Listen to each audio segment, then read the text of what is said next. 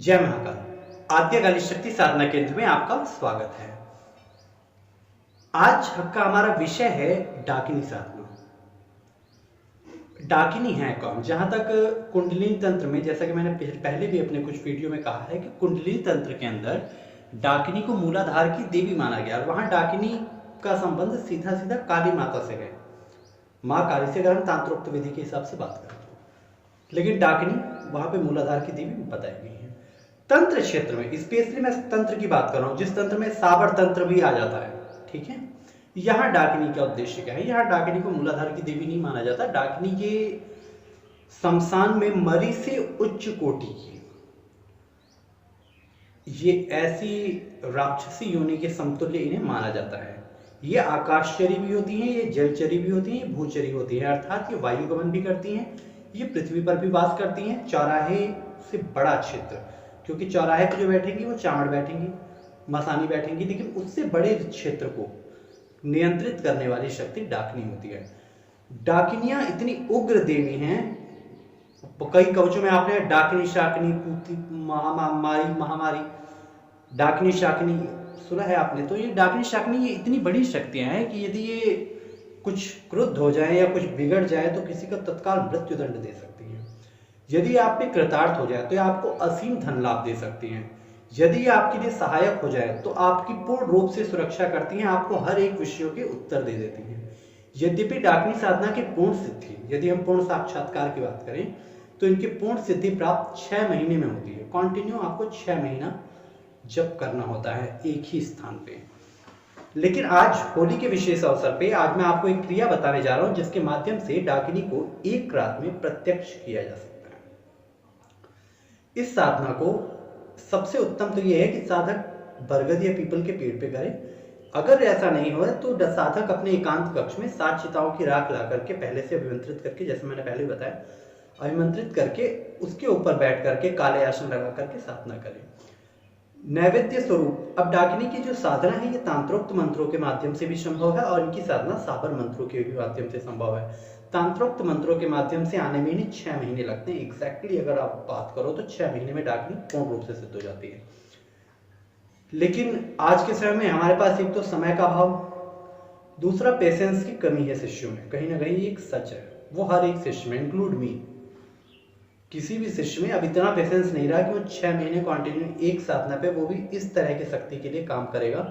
कृष्ण के लिए, राम के लिए, हनुमान के लिए तो 6 महीना नहीं 6 साल में बर्बाद कर देगा, ठीक है चलेगा, लेकिन इनके लिए नहीं करेगा।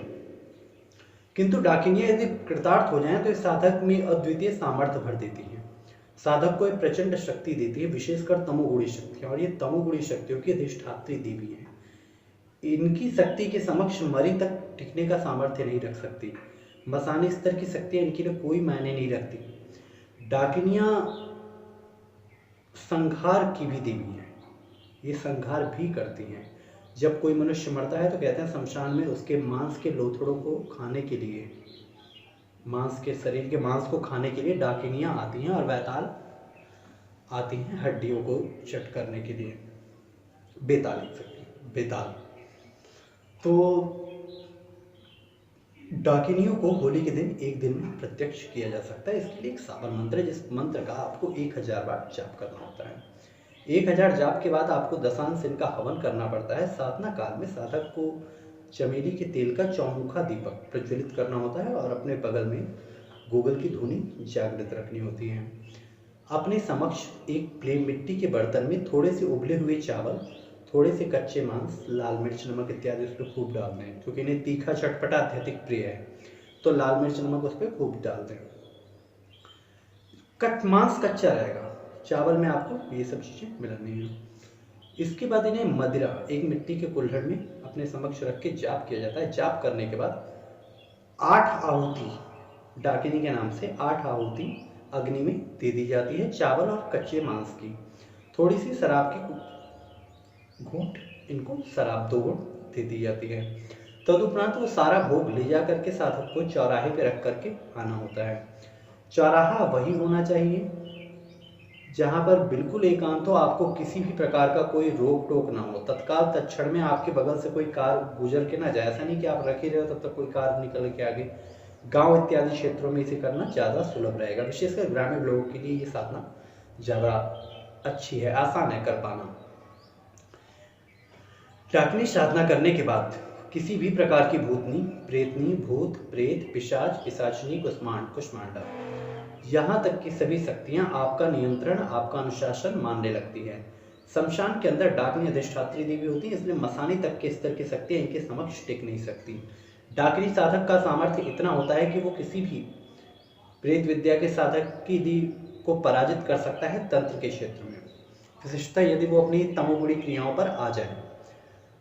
किंतु सारी डाकिनियां गलत नहीं होती और ये चाहती भी नहीं कि आप इनके माध्यम से गलत कार्य करो। यद्यपि ये जरूर है कि कर सकती हैं और कर देंगी, अगर आप जिद पे आ जाओगे तो आपका काम भी कर देंगी, लेकिन डाकिनियां उतना ही भीषण परिणाम आपके लिए भी देंगी। एक बात और, डाकिनियां जब सिद्ध होती हैं तो ये साधक को पूर्णतः एकांत में अपने साथ रख लेती हैं। उसके बाद वो चाहते ही नहीं कि आप किसी और से कुछ भी संपर्क कर पाए। आपको ये पूर्णतः एकांत में अपने साथ रखेंगी, किसी अन्य से आपका मिलना जुलना कम कर देंगी। हालांकि आपके सारे काम घर बैठे हो जाएंगे, आपका कोई काम रुकने नहीं देंगी।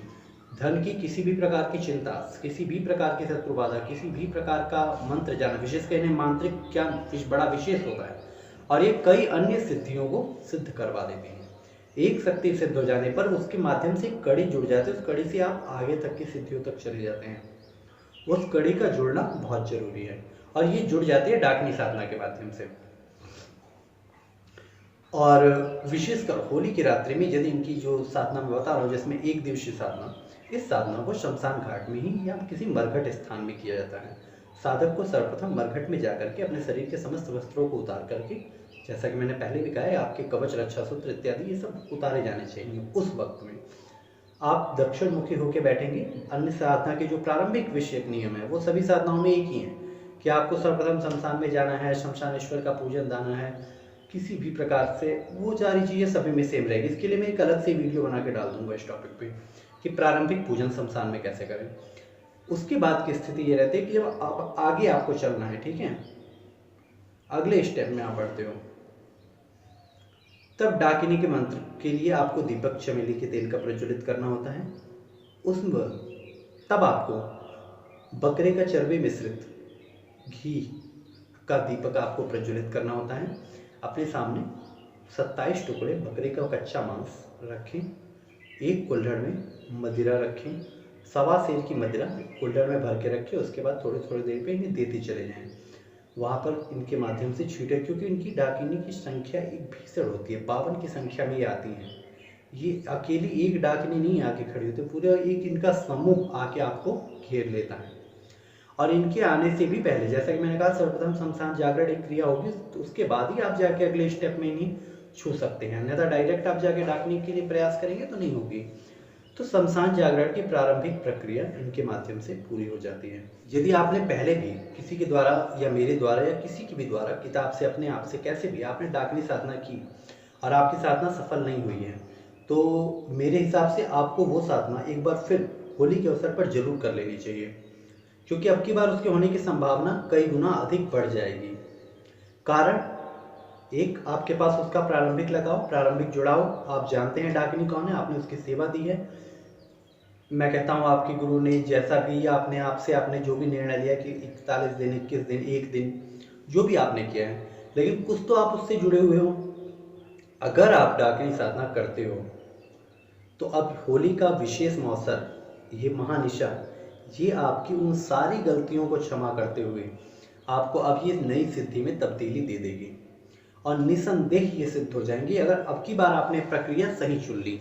लेकिन शमशानिक प्रक्रिया थोड़ा सा सावधान होकर सतर्क साधक को जाना चाहिए। वैसे भी साधना तमोगुणी साधकों के लिए, सात्विक साधक इस साधना को बिल्कुल नहीं करेंगे।